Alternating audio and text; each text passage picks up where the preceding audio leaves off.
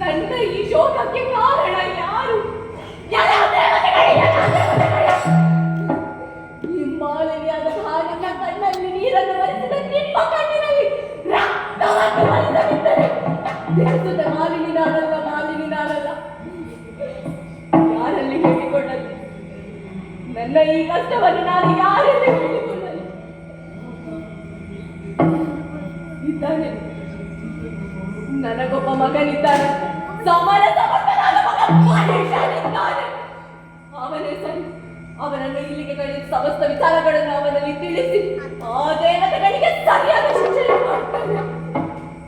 ಕರೆಯುತ್ತೇನೆ, ನನ್ನ ಮಗನನ್ನು ಕರೆಯುತ್ತೇನೆ, ನನ್ನ ಮಗ ಮಹೇಶನನ್ನು ಕರೆಯುತ್ತೇನೆ. ಮಗನೇ ಮಹೇಶ! ಮಗನೇ ಮಹೇಶ!